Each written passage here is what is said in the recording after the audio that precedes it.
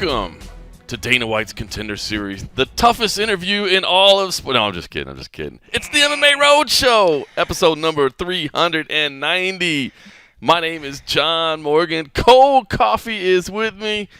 But you hear the Contender Series last night. They had that Roadshow music on it, man. They knew what was up. They knew who was in the house. It's so funny because as soon as you hear it, I was just like, I remember I just looked at the screen. I was like, are you serious? Because I think I remember once I heard the NFL do it as well. Right. And it's always just a trip, you know. I mean, something that we've been listening to for so many years. It's just ingrained. Anytime I hear it, it's just like, what is that? It's pretty funny. Yeah.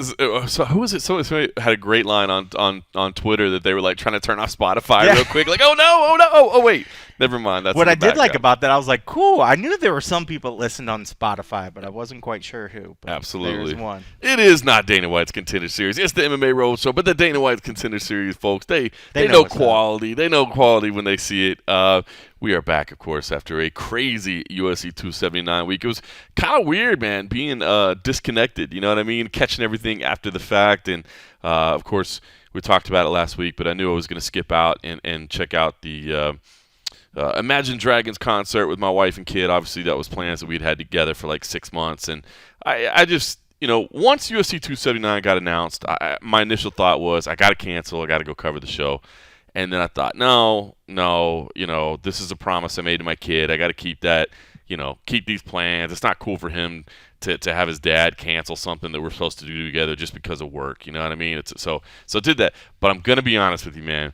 Once everything started going crazy and all the madness started happening, all the chaos of UFC 279 started shaking out, I did get a little bit of that, like, oh no, like, nah, I need to be there now. Like, I'd kind of convinced myself, like, okay, we kind of know how some of these fights are going to go, and, I've already made this promise, and, it's fine. And then the chaos ensued, and I did have this feeling of, like, damn, I need to be there a little bit. So, fortunately, I was able to survive through it and make it and unplug, kept my phone in my pocket, didn't check Twitter, stayed away from social media. Yeah, so that when I got a chance to sit down and watch the fights, it was all fresh. I did watch the prelims until I had to go. I think the last fight I saw was the Chris Barnett fight, which obviously was just insane, man. And then left at that point to go to Allegiant Stadium, and then kept the phone out the rest of the night so I can get home and watch everything. Well, you had good restraint, being able to not do that sort of thing, and you stayed present in the moment to be there with the show. That was the key. That was the key. It wasn't that I was trying to. I mean, it was that I was trying to avoid spoilers because I wanted to enjoy it as a fan when I sat down and watched it. But yes, it was more so that not that I wanted to avoid spoilers, but that I wanted to be present in the moment with my kid and, going and buying him stuff and then, singing the songs dumb and whatever and doing all that. So what'd you think? So if Barnett if that was the last fight you saw, what did you think about that? Like with his whole face being like that whole weird, like they just said, I forget what Dana said at the post fight, like he's nasal all fracture, good, I or think, nasal fracture, but I was like, nasal fracture surely couldn't have caused that, like, it looked lip weird to droop me. Or something. It looked weird to me. It was the most bizarre thing. I remember as soon as it first happened, I was like, he wasn't like that when he went in there, right? We're in the back, like, what is going on with his lip? And then finally the commentary team caught on to it. And then it was just like we were worried at that point. It was something more serious going on. Because it didn't seem like jaw break to me. I saw a lot of people that were saying like some nerve damage or something like that. And I thought the same thing. It was just weird the way it was kind of hanging on that side, and then it would kind of shift over a little bit. And so I didn't think broken jaw. I did think something like that was like, I saw some people say like stroke. I was like, no, stroke doesn't make sense because like you wouldn't be able to keep fighting and moving and stuff. But like you would have figured it would have affected more than just part of his face or something. But, we have seen people that had like the Bell's palsy and all that kind of stuff where it does sort of target the face, but it's not really like a stroke. But it is a temporary sort of impairment or whatever. But that's honestly the thing that came up to me the most. It was because so obviously our experience with that, like I that's what I thought, to be honest with you. Yeah, but man, that'd be a crazy one though to leave because it's like it was just like so heavy at the time that it was like to try to shift from that and go into like concert mode. That leaves it was a little weird. It sticks in your brain because you're just like, what the hell was that? Yeah. It was so sort of strange. I know we were thinking about it, and I kept asking about him in the back when the fights were still going on. It was just like I kept asking Chris Costello, like, do we have an update? Like, was there something more serious? Because I mean, anytime you see something like that, they have to really take a look at it. That's not something you just brush off and say, oh, well, that was kind of weird, because that was beyond just being weird. But I'm glad that we haven't heard anything, extra going on or something. Yeah, so. and I'm glad too, because obviously he did miss weight, of course, but I'm glad that Dana kind of mentioned, like, hey, we're going to cut him off a little something, because that was just an unbelievable comment. And I mentioned it too. I'll shout out too. I mentioned it on the and a half episode over for the folks at patreon.com/the MMA Roadshow. Appreciate all the patience this week, because I didn't do it until Sunday. Normally I like to get to it right after Saturday, but I did think, by the way, that and I've been a fan of Mark Smith for a long time. Seeing his work all the way back to the Tough Enough days. But I thought Mark did a great job of refereeing that fight, because in the first round, of course, when Jay Collier was nearly finishing the fight, Mark was right on top of it, and he would say, I need you to move, and Chris would move. I need you to move, and he would move. I need you to move, and he did it every time. And then, the roles are reversed going into round number 2. So Mark gave him every opportunity to earn that comeback, And then when he does the comeback, same thing. Jake, I need you to move, and he would move. I need you to move, he would move. And then he said, I need you to move.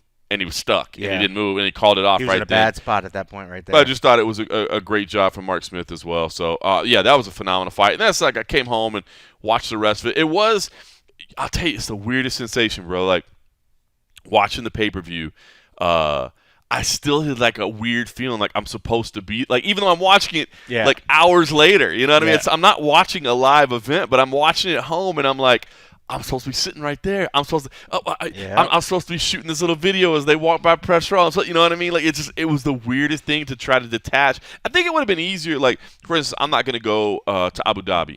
That's easier because I'm not going to Abu Dhabi. But T-Mobile Arena in Las Vegas, like right there in my backyard, it was such a bizarre sensation. Starting a trend, man. You missed Dallas. Hey, Dallas was not my fault. Dallas was not my fault, fellas. What's going on? End of an era. Why you trying to just put the knife right in the back, bro? Dallas, I tried to be there, man. Somebody asked about that the other day. I can't remember who it was. Maybe it was Carlos. Or something, because when Contenders yesterday, it might have been just like yesterday, we were sitting out front, and I remember he's like, where's John? I was like, oh, he's working the back, and he was like, maybe he brought up, he's like, I didn't see him at the thing. I was like, oh yeah, he was at a concert. And he's like, I don't think he was in Dallas, or something happened in Dallas.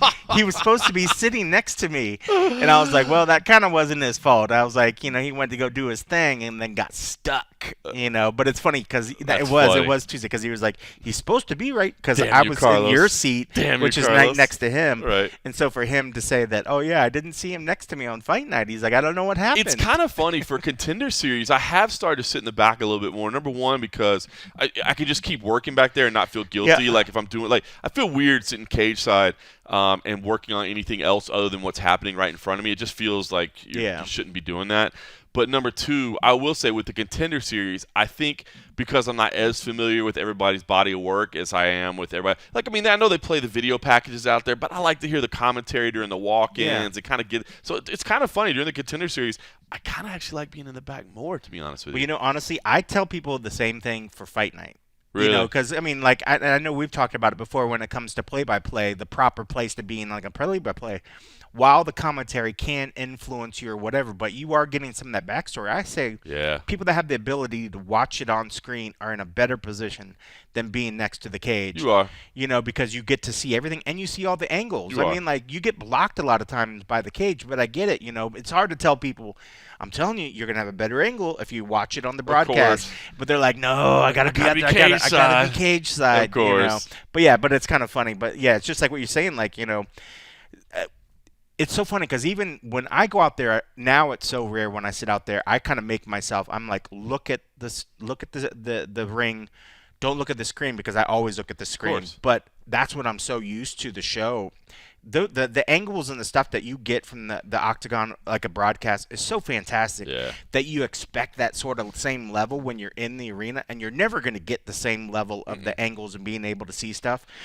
But I like sitting in the back. I mean, I like going out to the arena or whatever to get the feel of it. Then I'm like, cool. Yeah. I'm gonna go back in my seat where I get a better view of it. Well, I think even as a fan, like, hey, should I watch at home? Should I go to the arena or whatever? I mean, I doubt there's many people that weigh it that way, especially if it's traveling around to your town. Like if it's in your town, you want to go because that's your one chance to go. And if you've never experienced, you have to experience it at least once. The it's live very, very show's different. amazing, but that's I think when you're in the arena, you're not getting, as you said. I mean, dude, I know like people that go watch in the arena and then go watch the replay on home so they can rewatch it, get a better angle. But you're getting the feel of the venue. You're getting the, again, your smell of the urinals, the cost of the food, the waft of the marijuana in the air. There was plenty of that at 279. I don't even have to be in the building at T-Mobile. I could smell it all the way from Allegiant, bro. I was like, oh, I bet there was some over in Allegiant. Diaz must be walking in right now. Oh, no, there was a little bit at Allegiant as well. But yeah, and there's something to be said for, like I said, turning around and high-fiving some people or just looking at people next to you that are hardcore fans. They're like, oh my God. So anyway, crazy. So listen, normally when we do these, we try to get more detailed on the breakdown of every single fight and that sort of thing on the and a half episodes after every event. By this time, we're already kind of looking ahead, but you can't get through this past weekend. Especially considering that we got a chance to talk to UFC President Dana White last night, which we only have, 2 more Contender Series left. I will say I missed that. I love getting that little Dana access on Tuesday night just to get the latest update, just to get a little bit more, keep the stories going. But I want to get your take on this because Nate Diaz, we talked about it last week. Glowing reviews from Dana White. Clear that he wasn't trying to trash the guy on his way out, right? Continued that all the way through Fight Night. It was clear that, hey, man, we're leaving the door open. And then Nate even, and we had been telling everybody, right? I think we were one of the only people that were saying, look, don't say necessarily this is his farewell fight. Right. Like, he might come fight in the UFC again. And then Dana on Fight Night was like, I see myself fighting there again. Or, he said it in a little weird ways, like, I don't not see myself there again or something. Like, he wasn't shutting the door. But it would just be on his terms. That's it. So Nate kind of left the door open. But so we got a chance to talk to Dana last night after the Contender Series. And I want to get your take on this because – obviously I wasn't there on Fight Night. Last night I asked Dana, hey, listen, what do you do from here? Like, do you reach out to Nate? Do you stay in communication with him? Like, hey, what do you think? And he's like, we already kind of talked about it. Like, I know what he's planning on doing. I know what's going on. And I was like, well, yeah, but I mean, do you, when you're having your Tuesday matchmaker meetings, do you think, oh, this would be a fun one for Nate? Let's call him and see what he's up to. And at that point, Dana. And again, it wasn't negative, but at that point he did go, wow, the guy's 38. He had some great times here. It seemed like when I asked him on Tuesday, at that point he was like, now we're moving on. Now, he didn't shut the door entirely. Right. So I kind of wanted to get what you are thinking out of that. Like, do you think the UFC is shutting the door, or are they just saying like, well, I'm not really going to talk about it for now? Because I don't think they're shutting the door. What I think it is they're not going to go solicit him for stuff. I think what they're going to say is if he comes back and is willing to do what obviously the major fights that are out there for him, I don't think that they would say no. But I just don't think that they're going to be going out of their way, because also on the flip side, they're probably thinking, well, if we go to Nate, Nate's going to think that, hey, we're desperate for him and he's going to ratchet up. But if he comes to them, then they're like, all right, remember, you came to us. You came asking us for a fight. I don't think the door is closed. I just don't think that they're going to go out of their way to look for him and try to make any particular matchups, unless it's, say, like if Conor comes to them and says, I want that next one. I want the trilogy or whatever. The trilogy fight's the only fight, right? It's the only fight. That's I mean, if Masvidal came and was like, I'd love to put the BMF belt back on the line or something, and if that was enough to bring him back, or if they just needed a co-main event on a fight where maybe there's a main event title fight that they're just like, maybe we need a little something extra. I just don't see them actively trying to go out of their way to, find something for him. I think. Is Nate Poirier big enough to chase after at some point? I mean, if Poirier, I would say if Poirier is pushing hard for it. Yeah. Because I think he's got other fights or whatever. But I mean, if Poirier gets the belt, and then he's like, and then they let him start talking about this for a long time, and then he starts picking fights that he thinks could win. Then I could see him asking for it. But outside of that, he's got to be a champ to make that happen. He's got to be a champ to make that happen. So here's what I'm thinking. So and we touched on this as well, but the more I think about it, the more I think about, does this Anderson Silva Jake Paul thing, does that factor into what happens next? Because look, if you're Nate Diaz, if for some reason Jake Paul can beat Anderson Silva, and I'm definitely not saying he can't, but let's say he gets that done.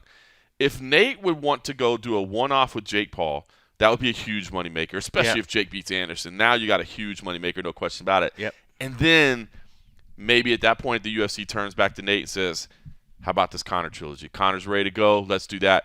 To me, I think maybe that's the only thing they're leaving. Like, we're not totally saying no, but we got to see how everything plays out. And if it plays out right, we'll come back and do this Conor trilogy. That's what I'm thinking. But I still think that Conor would need to be the driving force. If they have to go and pitch the fight to both of them, I don't see them wanting to do the legwork for it because they feel like it's going to be so hard to convince both of them. And I could see both those guys like, they're coming back for this one. Right. We're gonna fleece them for everything we can. But if Conor was like, hey, I want a fight that I think's maybe going to be a little bit easier and just get me something back, and I don't want to jump back in the crazy, deeper water. I just don't think that they'll do it unless one party already approaches him about it. I think it's just too much legwork for him. I think they probably have tried to do it over and over and over and never came to fruition. I don't know why it would do it now. Right. Unless one of the cats was just desperate for a fight or something. And I think, again, that's going to be them coming to the UFC saying, I'm ready now. So a lot of people, I think, have rightfully asked, what if Conor can get his 2 fights done, leave the UFC, and again, he still has to get 2 fights done. We don't even know when the first one's going to be done. But let's see he gets 2 fights done. He leaves the UFC.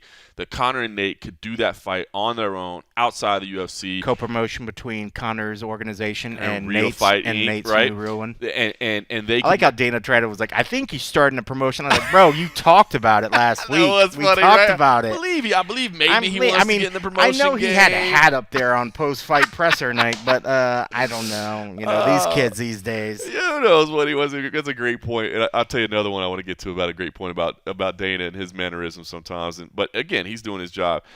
But I do wonder this. Okay, so let's say they got to that point. Do you think there's any chance that, let's say they did get to that point, that Conor, having been involved in the Mayweather fight and seeing how much the UFC, that machine does help you a lot in terms of opening doors, in terms of handling logistics, in terms of getting things done, I mean, do you think that maybe, not that kind of like Nate was having, who was it that asked him like if they had emails or whatever, and Nate was like, have you ever tried to set up a fight with somebody via email or whatever? I thought that was hilarious. But so I don't know. Nate was so hilarious. I just wish they would have all these years just gave him weed. Just let him. Because he was so fucking He's so funny. relaxed and chill, He was so funny. I was like, dude, where's this Nate been? But obviously he was in a contract, just want to fight, you know, like that was happy Nate, He was great. But I was just like, man, weeded up Nate is a funny Nate. He was hilarious. And like you said, I'm sure the weight of the world was off his shoulders at that point, but the weed helped too. Yeah. But I wonder, do you think there's any chance that like Conor's team and Nate's team, not necessarily Conor and Nate themselves, would get together and be like, look, we can probably make a lot of money outside of this. However, having the UFC with us wouldn't hurt, so maybe we should go back and get them involved. I think if they did, it would be on, again, more their terms. If you're just needing them for their team and for their promotional thing, is a lot different than because then they're a third-party vendor, right? As opposed to, hey, we're going to be taking on all this. Trust us, this is what it's costing us. They can maybe shop that around because then all that part, they're just looking for somebody to help produce it and promote it. We're just taking a cut. We don't need to actually get you guys back under contract, but we're going to help co-promote this thing, and we're going to, even though you guys aren't with us, even if it's a boxing match, we're going to help you do this. If the UFC, obviously they're spread so thin because they have so many events, but the UFC does it just about as good as anybody. If they had extra bandwidth of their staff, that would be a legit business to do off to the side, which is kind of like what whole WME IMG does. Well, that's what I was going to say. The doors they go, like, again, all right, hey, we want to get Conor and Nate on a press tour, and we want to make sure they hit the biggest spots possible. Like, I'm sure Conor's team can open some doors. Of course they can. Sure. I'm sure Nate's team can open some doors. Of course they can. But if you got UFC and WME behind you that can be like, not only open doors, but you're guaranteed booked here, you're guaranteed booked here, you're guaranteed. And here's the logistics, here's how we do it. Yeah, it's one thing to open up a door, it's another to execute at a very, very high level. You know, like if you're getting in there and just saying your name dropping and somebody's like, oh shit, yeah, let's talk, let's do something. Yeah. Then have the right people in the right places to actually execute the plan. Yeah. The UFC has that. I mean, I'll be honest with you. I want to see a third fight between them at some point. sure. And I do love the fact that, because what Nate said, where somebody says, what could you guys box? And he's like, that's not a trilogy. I like that idea too. Yeah. I don't care about a boxing match. I'll be honest. I do not still care sharp about a as boxing attack, match. man. He could have easily just like been like. He's like, that's not a trilogy. That's I not was one. like, damn, Nate was so on fire. I was so amused by him that night. I was just like, man, So I'm gonna miss this. No, I want to see them do it again. But I don't want to see it, and I don't mean to just like. I'm not trying to pick on whatever they may be able to do, because we don't even know what they're going to be able to do together, right? But like, I don't want it to come together and then it looks like a Golden Boy promotion or something. You know what I mean? Like, not to say that it has to be in a UFC octagon, but just their level of production makes big events seem like big events where nobody else quite pulls that off the same way. And so, like, I don't want to see the trilogy between them and then you're like, why is the lighting shit? I mean, and I know some people are going to be like, do you really care about the lighting, the production? Yeah. I want a big fight to feel like a big fight. And I'm worried if they tried to do it outside the UFC with at least some assistance, like it just wouldn't feel right. Well, I mean, I certainly would feel better about it if it was a Golden Boy as opposed to letting that be Nate's first production. You know, something like that. At least these cats have done it. I mean, we've seen them do events and they have not came off that well, or there's been hiccups. But at least they've done some work. They've done some things. It might not be up to the level of some of the other ones, but even then, I would rather they did it with the help of somebody. Yeah. Top rank, Golden Boy, somebody. I feel like that Golden Boy MMA, besides the fact that the main event we were all like, hide your eyes or whatever, it just didn't feel big, you know? Yeah. But, I mean, if it makes it happen, I mean, do we really care at the end of the day? No, I mean, I kind of just I guess I want it to feel this way. But I guess, in fairness, if they were like, hey, we'll do the trilogy in your backyard here, Cold Coffee. Like, cool. Will you shoot it with a handy cam? Like, we'll do I that. got that. All right, let me ask you about Khamzat Chimaev as well, because that was another thing we got to ask Dana about on Tuesday night, which was, hey, dust is settled, smoke is cleared, you've had some time to decompress.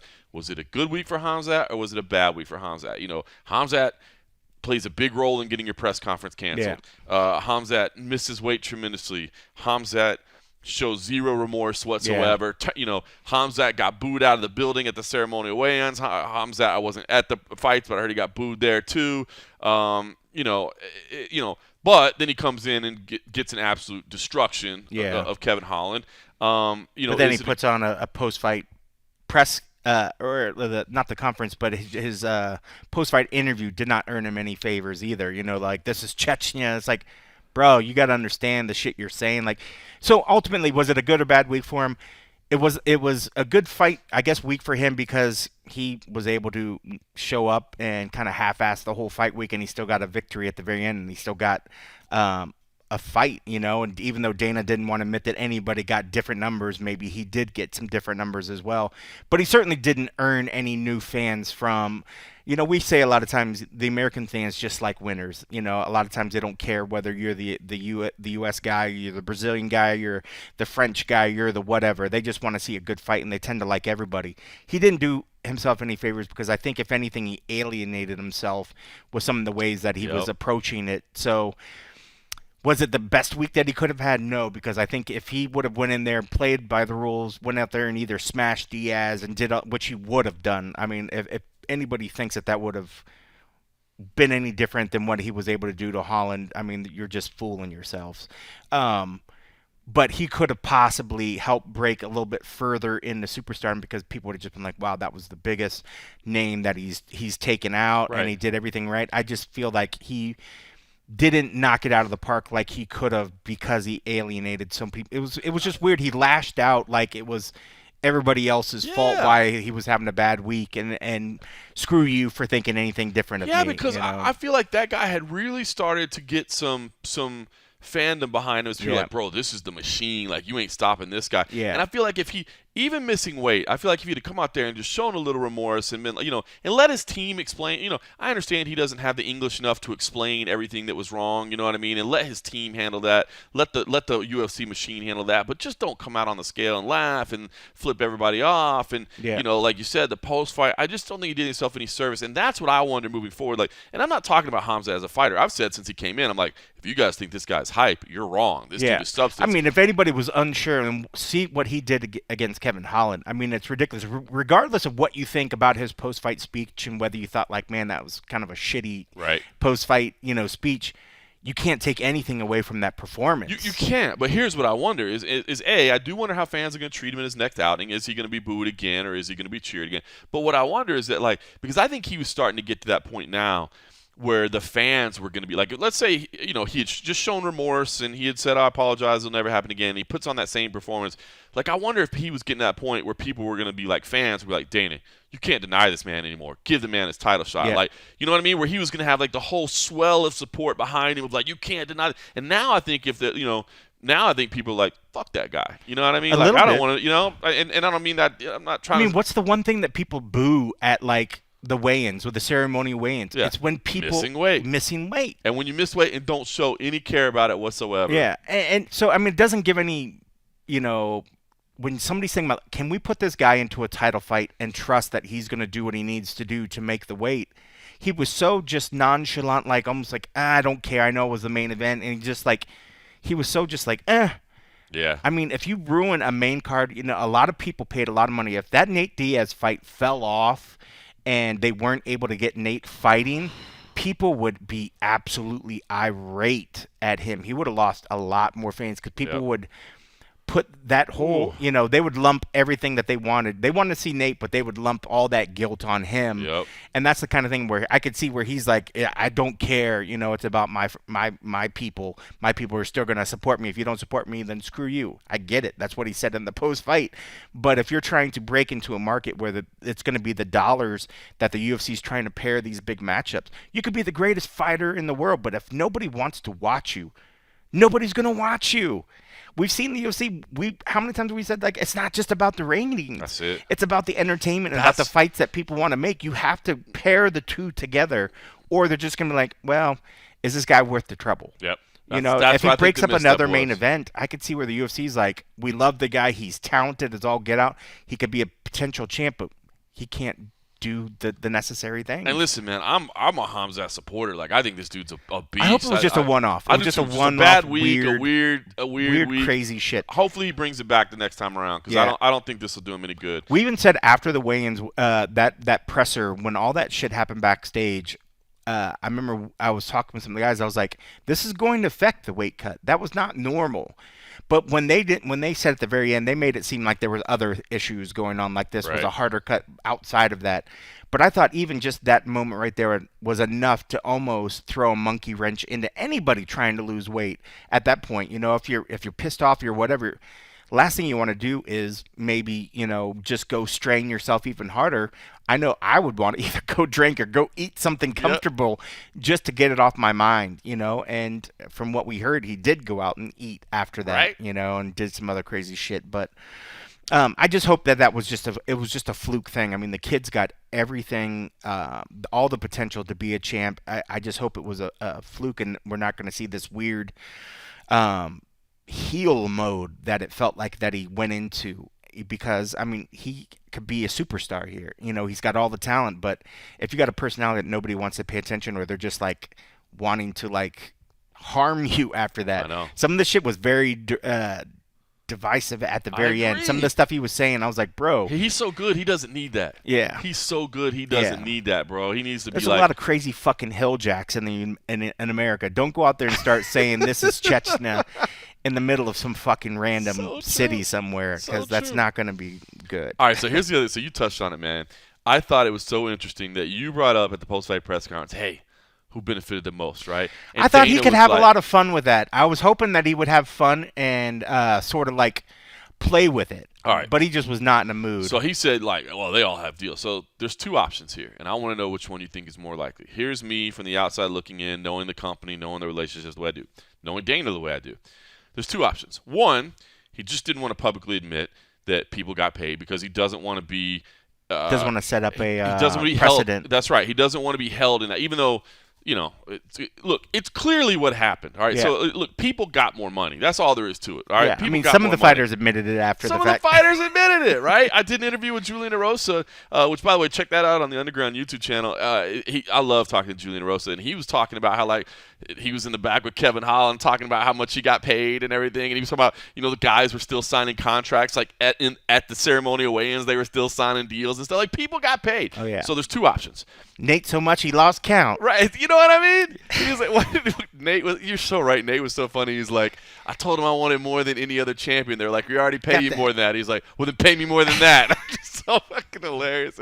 But so I see two options. One, Dana is protecting the business and just saying, like, look, I don't want to set this precedent, as you said, that when we get in situations like this, guys know they can hold us over the coals, even though it's pretty obvious they can't. Like, we said it that morning. They were in a shitty position. Who has it all was the the only leverage? way they were going to make it happen. The fighters had the leverage that morning. That's it.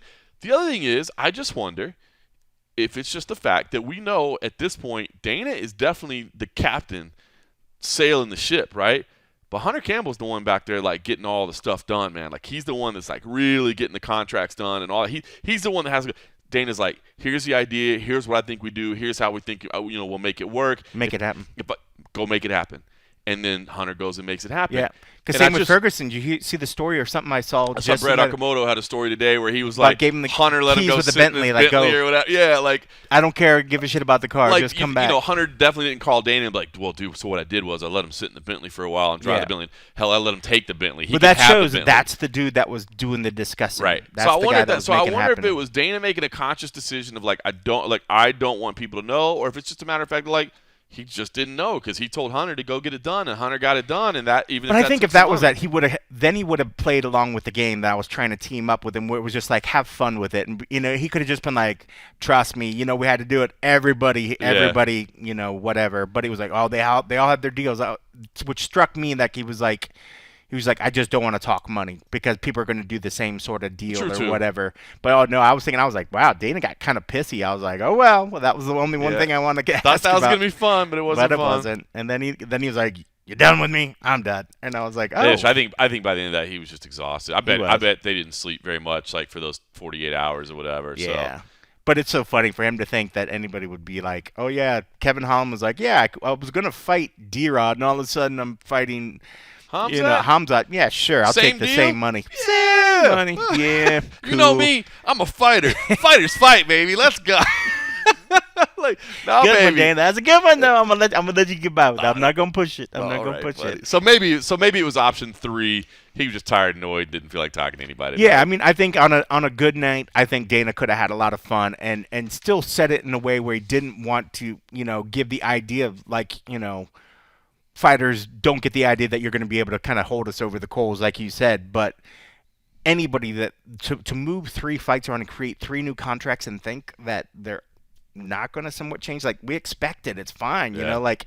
If you don't want to give numbers, that's why I wasn't trying to ask numbers. I was like, I know you're never gonna get numbers, but have a little fun or whatever. But yeah, he was tired and he was like, no. I was like, okay, I got the angry Dana response. Not having it. Yeah. I'll tell you what's funny. Somebody on the chat was like, fire that reporter. I was like, fuck you, I'm not a reporter. I'm a videographer. I'm just trying to ask questions here, man. God damn it. All right, well, we move on to UFC Fight Night 210. Funny. So since that, we've already had Dana White's Contender Series, another 5 contracts were issued, and now, of course, we go straight from that to Media Day. Man, these Dana White's Contender Series stretches get crazy. Enjoy them, but they get super busy.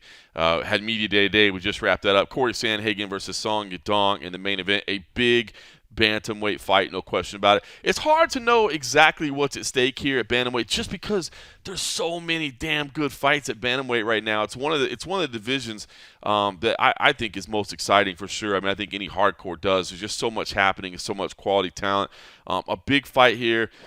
It's interesting, right? You got Corey Sandhagen, who is coming off 2 losses, but 2 very, very close losses, 2 very competitive losses. Took about a year off, said, look, I needed to take it off. He's such a cerebral fighter. He's like, I need to go fix the things I knew I need to fix.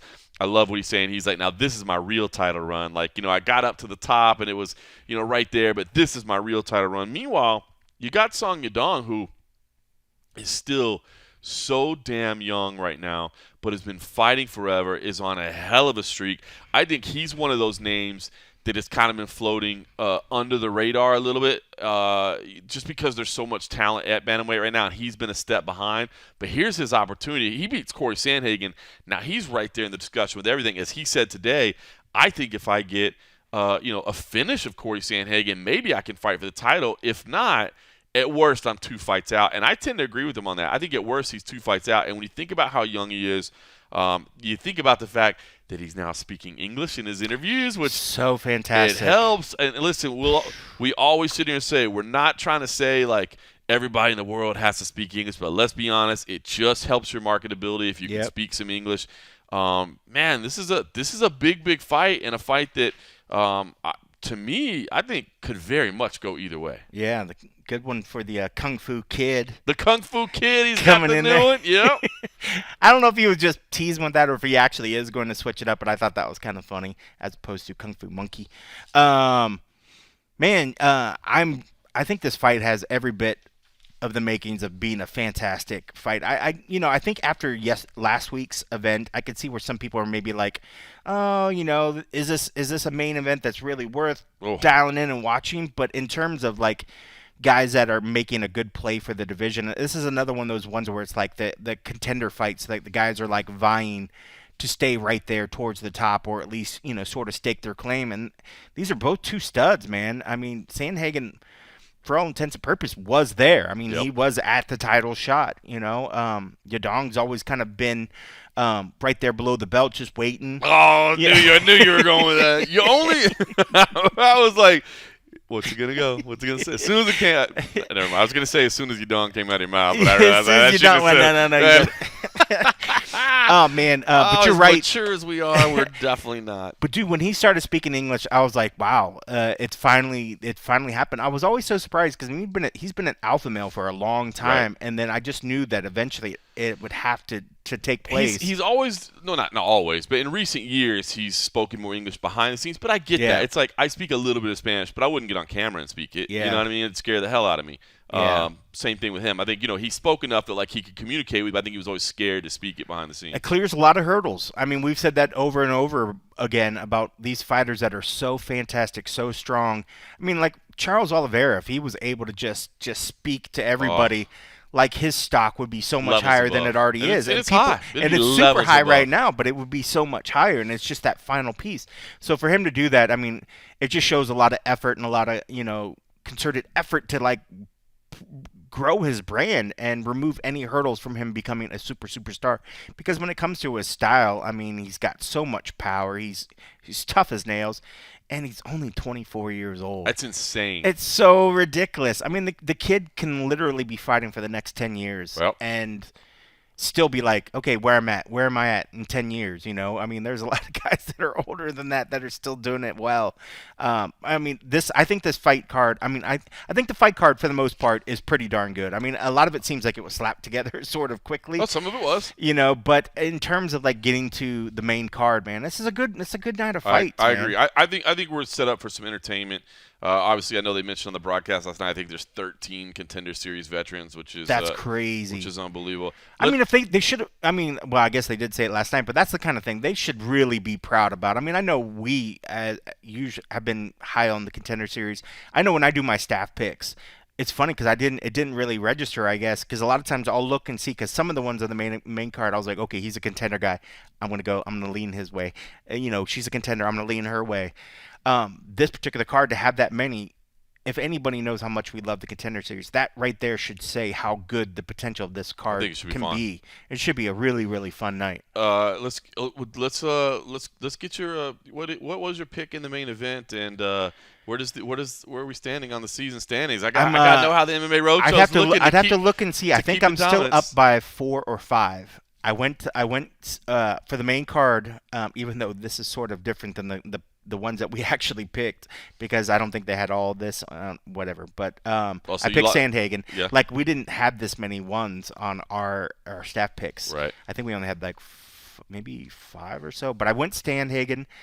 I was so torn between Njokuani and Rodriguez because I just love Gregory. But, man, I really like Chidi. I like the Njokuani's as well, but I went Njokuani on this. I went Algeo in that one. I didn't say you had to go through all the well. Okay. Okay. Well, I just meant your main card. Okay. I want to know where you were in your main. But, okay. Sandhagen. All right. Well, yeah. So I'm just so darn good, man. They're both good, but man, Sandhagen, he's been in the most pressure-filled moments of that division, and I just think when it comes to who's been tested more and shown up, I just don't think Yadong's been tested as much as Sandhagen has. You know, I mean, still young. I mean, as you get older, you know, you start putting it in more things. You start experiencing more. I heard it. All right. Yeah, I actually like Sandhagen here as well. But Song is very impressive as well. Protect your dong, son. There's lots of years to get more experience. Chidi Njokuani and Gregory Rodriguez. That's damn near a pick'em as well. It really is. Love that fight. Chidi Njokuani 2-0 in the UFC with 2 performance bonuses. Gregory I was so Rodriguez. torn on that one. Man, I feel like, you know, it was interesting today. Chidi's like, look, and he said, look, I know where people think I used to not be good at. I'm good. He's like, if Gregory wants to take it to the ground, I'm comfortable there. He's like, if he wants to stand and bang, which I think Gregory does have a tendency to kind of do that sometimes, and maybe he's not best suited to do that. Then I got something for him on the feet, which I think if this is on the feet, I like Chidi's chances a lot there. I like what Chidi's saying about if it goes to the ground. I think if it goes to the ground, that does favor Rodriguez. But damn, that's a good fight as well. It really, really is. I mean, the thing too, I mean, like, it's one thing to think that you're a striker and then have the freedom to go to what is your bread and butter. Not that, you know, Gregory isn't a great striker, but if Chidi hits you and really hurts him, you might try to say, "Oh man, I need to switch into the grappling mode. I need to get into jiu-jitsu." But if you're hurt and you're stung, he's a black belt as well. It's so funny. You almost kind of assume most guys at this level are black belts, but I didn't know that Chidi was a black belt as well. No, I don't think a lot of people did. So when they said that, I was like, dude, that's not a guy to mess around with. You know, I mean, like his Muay Thai, his skills are sick, man. When he's came back to the UFC is completely different than what we've seen him as of recently. He is a completely different fighter that now just really seems to believe in himself. And man, but Gregory, man, especially everything he was saying today, man, how you can not love this dude and just want to pull for him and his family. Yeah. You want every good thing to go his way. So for anybody that hasn't watched his media day interview, basically Gregory said, like, I wanted to fight here because I'm about to have a kid and I'm going to take some time off after that. And he's like, I don't even know when I'm going to come back because I don't know what it's going to be, but I'm ready for this. But then he went into talking about just the timing of everything and how, revealed behind the scenes that like he and his wife have been trying for a long time and it wasn't happening and they had almost reached the part where like they thought they weren't going to. And that was so heavy. Yeah. And then, he finally, she finally gets pregnant, and it's like, the timing, because now I'm in the UFC and we're in a better place and making more money and all these, and it was just, God knew, and he was just saying like, and it's just crazy because then when he was like, oh, I want to have, he's like, she don't know, but I want like 3 or 4. But then when he went on to then say how hard it had been, I was like, I don't want to go back in there because I was gonna say something, but I was like, I don't want to make light of this huge heavy thing that he said, but I mean, tough not to. His faith and I mean, we've had lots of fighters that have super, super strong faith, and it definitely guides them. But sometimes me, not being a very religious person or at all, sometimes it's like, oh, I don't want to hear it. But his story, I was so moved and just appreciative of what he was able to take from it and his faith and how it's carried him. And he believes so much about what that's been able to do. I was so happy for him.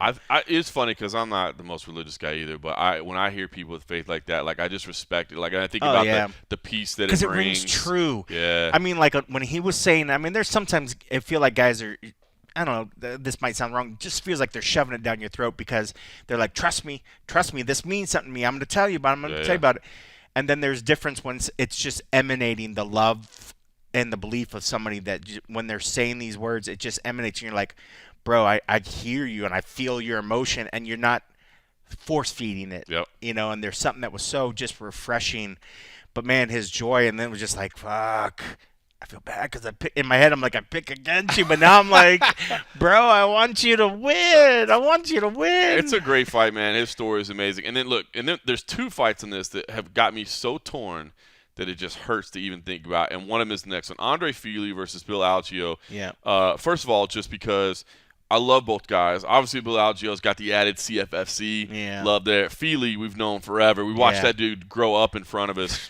Algeo gave you a solid line today where he was like, call me the supply chain because I'm a problem, motherfucker, which I was just like cracking up, dude. When he said, call me the supply chain, I'm like, where's he going with this? I was like, because things stop here or because I like numbers? Yeah, because inflation rises. Because I'm really organized. It's so funny, man. I wasn't worried.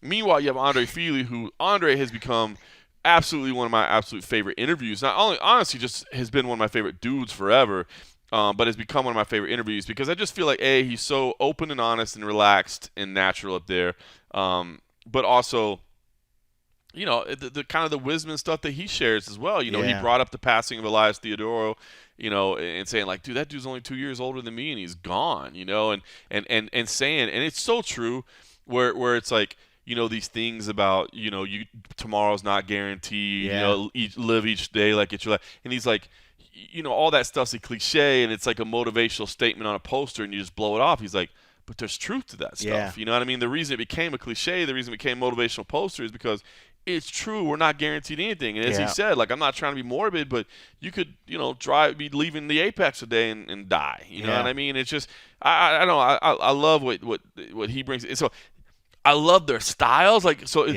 you take the men, and I love them both. You take their fighting style, and I think it's going to be a fight, you know, fight of the night type fight. Fili, a slight favorite, but basically a pick 'em.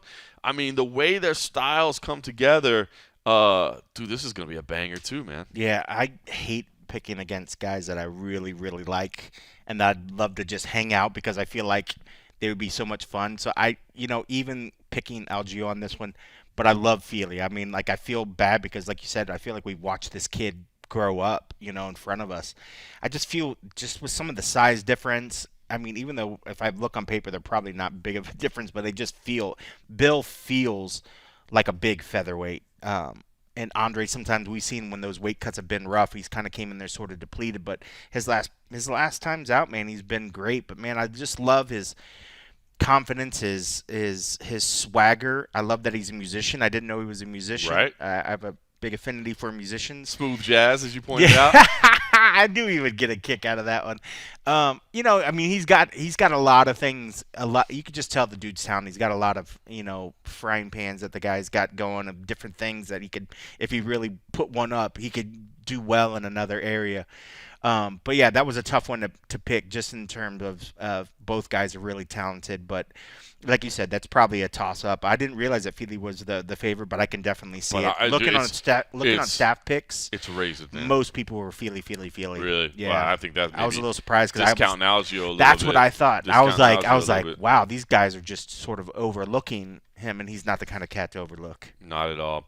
Next fight on the card, Joe Pyfer versus Alan Amedovski. Listen, a good matchup here. Obviously, it's Pyfer's debut. Meanwhile, Alan Amedovski 0-3 at this point. But Alan Amedovski came in and was passionate about being like, man, I have battled through some stuff. You guys have not seen who I am. You have not seen who I am as a fighter, and I'm going to make sure that you do this time around. Did it in good English as well, which is not his primary language by any stretch. I believe it's the third language he speaks.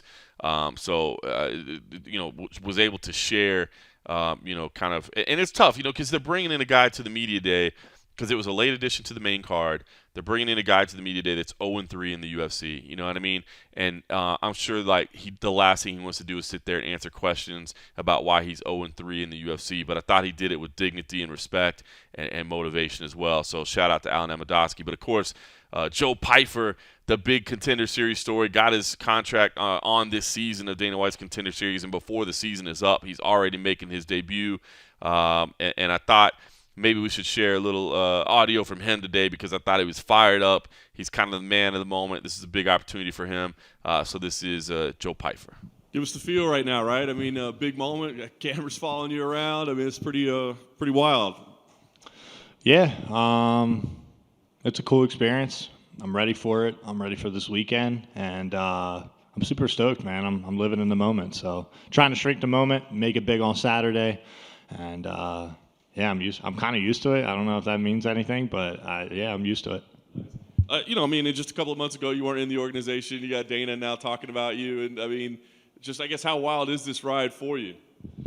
It's cool, man. Like I said, I was a kid that came from nothing and with no people that believed in me in the beginning, and now I got a whole army of people that understand what I'm trying to do and how much time I've really given and how serious I am. So to be here, it's a great opportunity. The way I got here was a great opportunity. So I'm just ready to rock, man. I'm hype. I say a lot of dumb shit, so I'm excited to be here. It sounds, you talk about the journey. Like, I guess is it difficult not to get caught up in all this stuff, right? You know what I mean? Like, it's all cool and stuff, but it doesn't mean anything if you don't get in there and win on Saturday, right? So is it hard, like, not to kind of enjoy all this too much and focus on what's really the task at hand?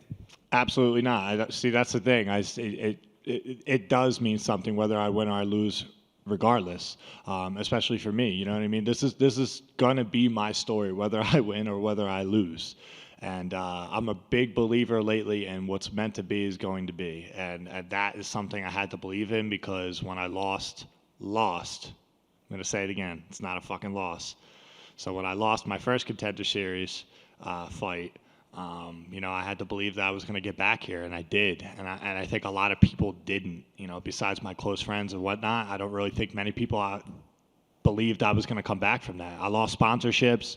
I lost myself a little bit, with the doubt, and doctors telling me I'm not going to throw the same with this arm, and it sucked, man. But you know what? It shaped me. It gave me more character. It gave me a better story to come back, and look at what I came back and did. And I don't even think I did anything that special.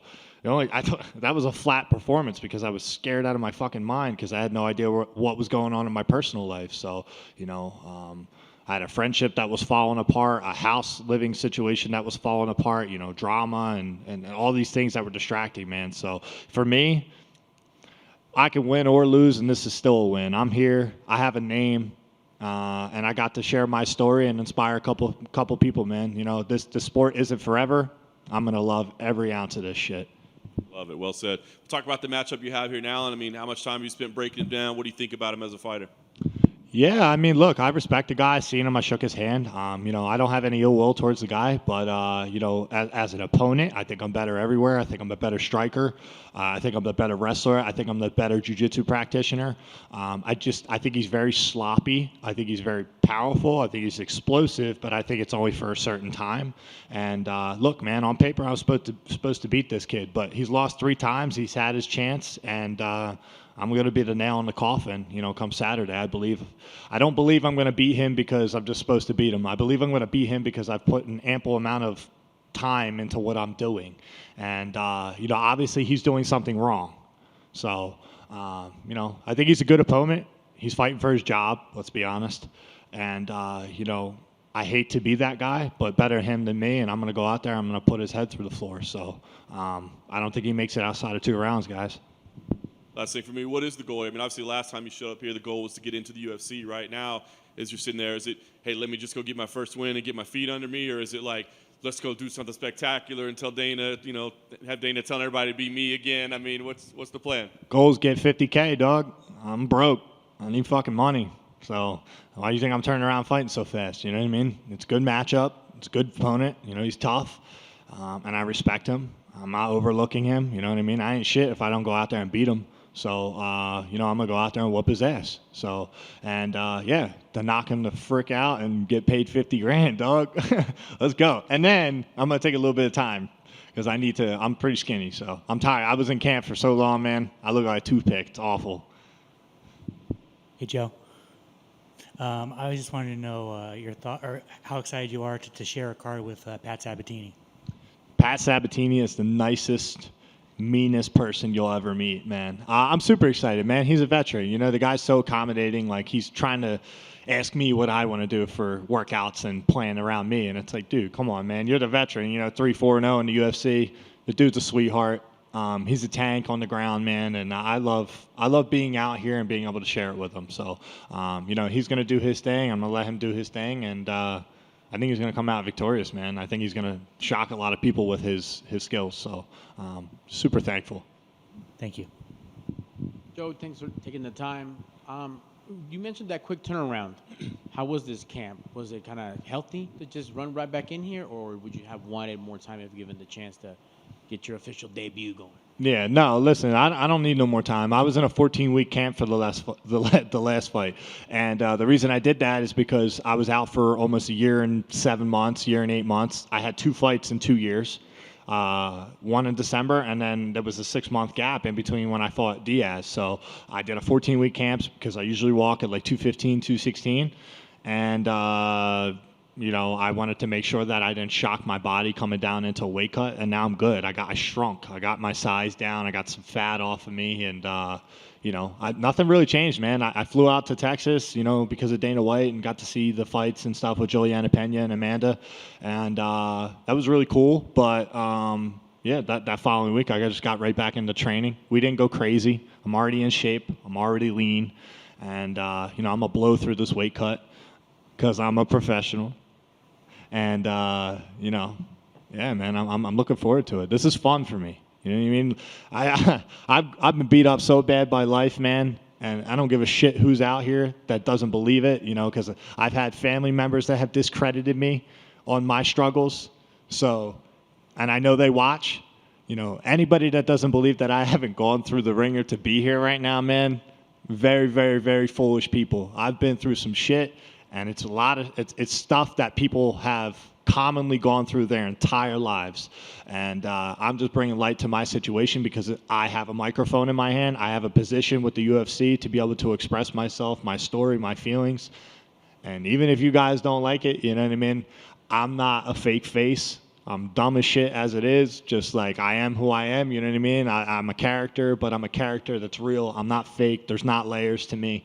And yeah, man, so this is all fun for me. And I know that wasn't like your question, but I just wanted to say that because it went back to John Morgan's question more or less about like taking this all in. Bro, I was never supposed to be here. Never supposed to be here. I'm here. Well, that's kind of awesome, though, because a lot of people can relate to you, the underdog story, and even the quotes saying you're going to be the nail in the coffin, you're going to body bags. I mean, that just fires on all cylinders, and it has to, last for me, give you a little pep in your step that for your debut, main card, ESPN Plus, doesn't really get better than that. Yeah, man. I mean, listen, the reason I chose body bags because I used to get made fun of as a kid for having big-ass bags under my eyes. And that was my nickname growing all up, and I fucking hated it. So, then I got a PS4. I was a junior, and it got given to me for free. And I was like, man, what really would go with Joe Pyfer? You know what I mean? So I was like, man, Jersey Joe. I was like, nah, because somebody already did that.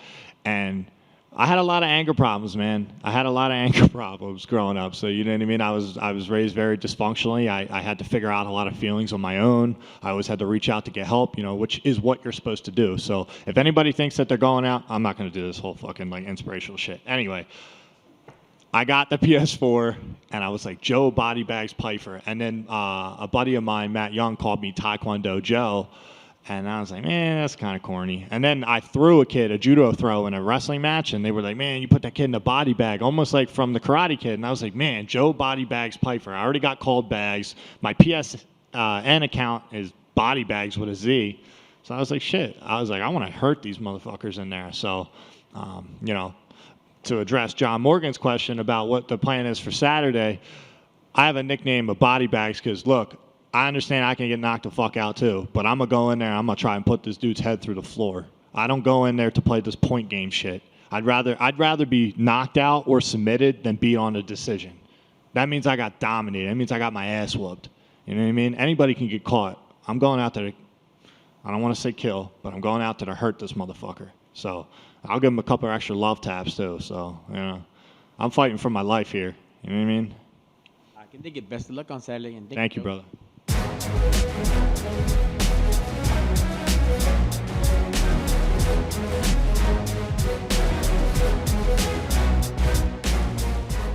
All right, so there you go. It was Joe Pyfer, of course. Again, I think, one of the guys that Dana White's been pushing a little bit, of course, that Be Joe Pyfer speech, of course, was the way to kick off the season. So that's kind of big. But also, I mean, when you shout out John Morgan twice, referring back to my questions, I mean, I'm going to include your audio at that point. If you're referring back to my questions later on, I mean, I just got to give you a shout out there. But listen, big moment for him. I was thinking, it occurred to me today, and I know that he went into a long discussion of why Body Bags is the right nickname for him, and it does make total sense.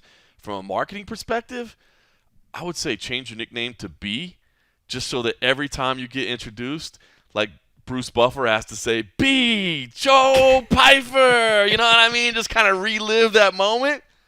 I don't know. You got something there? I see what you did. See what I'm doing with that? I see what you did. I don't know. It just occurred to me in the moment. I'm like that might be kind of cool. You just relive that speech. It's a stretch, but I get it. You know what I mean? Because then you'd almost have like B, like a B. No, remember like when he made Dana had to do that speech. Yeah, I and he was guess. like, beat Joe I Pyfer. guess if you didn't know, like you'd be like, what the? Huh? Yeah, like dude. like Bumblebee, like All right. Keep Body Bags. Sweat Bee. Keep Body Bags. All right, you talked me out of it. Keep Body Bags. Tanner, But it does work though. It does work though. Tanner Bozier versus Rodrigo Nascimento. Tanner Bozier been out for over a year. He's back. Had some great answers in terms of, I thought it was cool because he's like, I want to fight again before the end of the year. And I'm like, well, do you play it safe in there? He's like, hell no, you don't play it safe in there. You go out there ready to bang every time. Bozier doesn't look like a guy that says that even knows those phrases. Play it safe. Meanwhile, Rodrigo Nascimento, I was worried because he didn't have a translator with him, but he spoke really good in his second language because I did want to ask him about the suspension, and I thought he handled that really well in terms of, he was like, look, I take Ritalin. There were some issues with the application of it and everything, how it got done. Do you, dog? Do you? Yeah. So, he had a minor suspension from USADA, but I think it's nice when you can at least hear the story behind it, what happened. Fluffy Anthony Fernandez, Marc-Andre Barrio closes out starts, I should say, the main card. Here's the other one that kills me, bro. Why did we not see them today? It just wasn't part of the schedule. Okay. Like, I think it was. I didn't know if late. one of them had like a. No. I think it got bumped up whatever. late. Like originally it was going to be a 5-fight main card, and they got moved to 6. So Gotcha. Yeah. And then here's There's way too many fights on the this final card, by the way. it's a busy one. At least it starts early. Damon Jackson versus Pat Sabatini kills me as well, bro. Yeah. I got another two dudes that I love.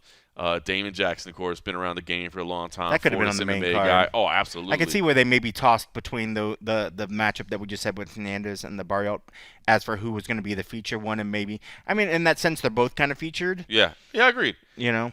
Sabatini, of course, his UFC run's been incredible. Former CFFC champ. Yeah. And again, two of the nicest dudes you'll ever meet. But again, it's, when I get really excited about it, it's not just because they're nice dudes, you know what I mean? And those are two guys that I'll just be honest, I cheer for because of them. But I think stylistically, it's a really good fight as well because Pat Sabatini is nasty on the ground, but Damon Jackson, no joke there either. Sabatini, a slight favorite in that matchup as well. So that one and the Fili Algeo fight, man, those kill me. But Yeah. I love that fight. I think that's going to be a banger. Aspen Ladd versus Sarah McMahon on the prelims as well. A little bit surprising there considering their ranked opponents. Yep. But, maybe because of the stylistic matchup, they're expecting to be a 15-minute fight, which That I could see that. Yeah, they didn't want to make it the featured one because that could be a whole lot of just time on the ground. it sort of absolutely deal. could. It Yeah. absolutely could. And the rest of it, look, I want to give out some more CFSC love early on. Nicholas Mata, Tony Gravely, they're both There's a in lot there. of CFFC. I mean, I'm you can almost. telling you. It's like CFFC. Well, I was going to say Last CFFC week- versus Contender Series, but half the Contender guys coming from the Bro, CFFC. last week I was so proud to see Johan Liness and Elise Reed pick up wins, hard-fought wins there. Yeah. I know one that we're both looking forward to that should be fun. Maria Agapova and Jillian Robertson is on there as well. I like Loma Lukbunmi as well. I know she's got a tough one with another Season 6 Contender Series, Dennis Gomes. But Lukbunmi, man, she's just like that pure Thai striker. She's she's just tough, man. Tough as nails. Entertaining as all get out. So listen, I think it's gonna be a fun night. Like you said, it's a lot of fights. It does start early in the day. It doesn't have obviously. It always feels weird, especially the week after a pay-per-view, right? Because the pay-per-view is always big, massive, all this crazy, and then you come and you're like, what? But when you really look at this card, and I'm not just. shilling or homering. Like I do think there's going to be some really good matchups on here. So. It is, but you're right, man. Gosh, it's just been like with the Contender Series and with like last week's stuff, man. It's just a lot. And then I look at this card and I'm just like, oh my god. And dude, shout out they to can't you. get to next week. I'll just be honest. Like I had to make the decision that like Contender Series weigh-ins, I'm not doing this year just because Monday is really like the only day I can take off. Yeah. And so I just had to make the sacrifice. Like I'm not going. And so you've been doing that. So you're doing. Monday at Palace Station, Tuesday at the Apex, Wednesday at the Apex, Friday at the Apex, Saturday at the Apex. Yeah, it's I know, grind. I know. So It's a trust me, we have the best job on earth, man. The last thing we do is sit here and complain about when you lay it out like that, it's like it is a little bit of a grind. Yeah. And I have noticed. Look, even around the Vegas crew, there's some attrition every like 1 week, one person's not at this. The next week, like one person's not at that. The next week's like I think everybody it's a along the tough way has had to be grind, like, man. dude, I need to take out and just give me one day. It's just peace of mind. I mean, like you said, I mean, grateful for the job. I mean, you work your ass off to get into a position. The last thing you want to do then is bitch when you're there. But man, it's a grind, man. It just wears you down. And just like, like us fighters do, you train and sometimes you just need some breaks. But yeah, you're right. I mean, it's funny because a lot of times, and plus too, there's other promotions going on. Right. Like sometimes people are getting pulled off in one thing. Everybody's like, "Oh, you're gonna go work the Jake Paul. You're gonna go do this. You're gonna go do this." I'm like, "Bro, there's like a UFC event. Like if I don't go to the UFC event in town to skip to go to something else, it's kind of hard to justify it." But that being said, I mean, it's just so much. You have friends and people that want to come visit. And they're like, when are you off? What week's good? And you're like, contact me in 2025. I think maybe there'll be a day off or something. But I'm not complaining. But it is. There are times. These are one of the busier times. It'll slow up. Contender Series is almost over too. It's almost over. Once the Contender Series, Contender Series. I do too. It's just what it adds to the week. But once that's over, it's better. But like next week will be nice because it's Contender Series, and then there's no UFC. There's a Bellator, but the Bellator's in Ireland, so right. It'll be during the day on Friday. Right. We're not going over to cover Which it. is like a vacation week. Next week is basically a vacation week. Next week is basically a vacation week. By the way, you know what doesn't ever take a break though? What's the that? MMA Roadshow. Yes, that's 390 consecutive weeks. Copy. That is 7.5 years without fail. That's crazy. Every single damn week. And by the way, there's never, and none of those include, we slipped in a best of episode. None of those are like, we did a replay episode. No. 7.5 years straight of live content every single week. I sometimes I don't talk about it because I don't want to sit here and be like, well, we're just a broken record talking about it. But there is nobody with that kind of consistency. I know one. 7.5 Dude, when it comes out, like, especially because, I see no end in sight until we're like 115 years old because I'm, of course, going to live that long. Yes. But, when it comes out, I think later on, there's been so much life that's happened while we've taped this. So much shit, so much stories, that it's just like when I think about all the stuff that we were still able to go through and still do it, it's like we should get a fucking award for something. Like, it's crazy. I mean, like, that is true. It's nuts. I thought about it that way. When you started talking about it, I thought you were just talking about like it'll be weird to hear like old like events or something like that. No. You're talking about like old real life stuff that we've all been like through. I've only told like a handful. I mean, I know you've seen it. Like there was that day when like Heather was like on her deathbed. I was editing the fucking show because I didn't want to leave the hospital room. Right. Like luckily when I got out of like surgery, we were able to go. Like there's so much shit that I think down the line that we're gonna able to look back and like, holy shit, we still did it all through like all this shit. Rain or shine, I'm telling you, it's fucking nuts, man. Just call me the supply chain. He should have been like, come in supply chain because I'm going to drive a dump truck up that ass or something. It would have hit harder, right? A dump truck in your ass would definitely hit harder. There's a lot of funner ones he could have. I mean, but yeah, that should be like a meme of bad ones. Like he put it out and say, hey guys, here's my opening line. I'm like a supply chain. And you fill in the rest. Just come in supply chain. I think I'm definitely cutting out that last bit of audio and making it my ringtone for when for when I call. I want to don't fuck up your ass. I'm just gonna keep coming and coming. They're gonna want me to stop, but I'm gonna be in their face. Oh, the all-time classic Bobby Green. Shout out to Bobby Green. All right, listen, man. I'm gonna head out to the kids' jiu-jitsu tonight. Yes, always gotta enjoy that. These are the real-life things that always are happening on a weekly basis as well to add to everything.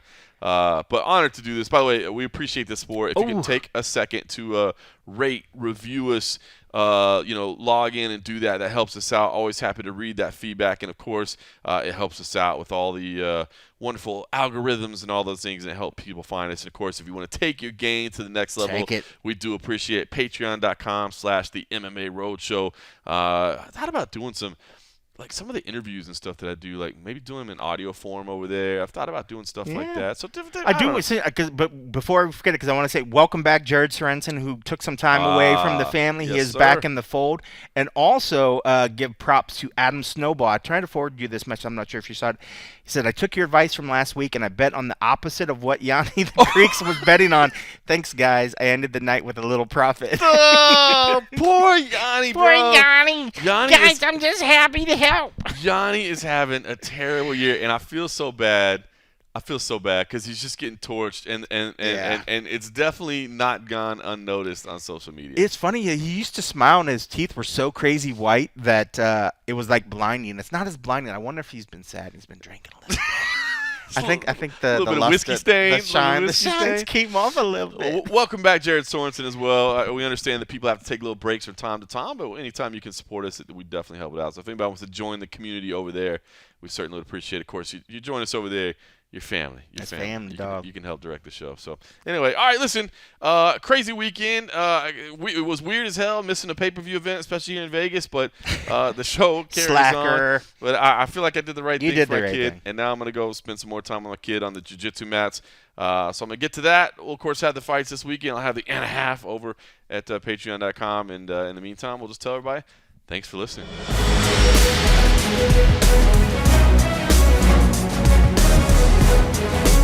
We'll be right back.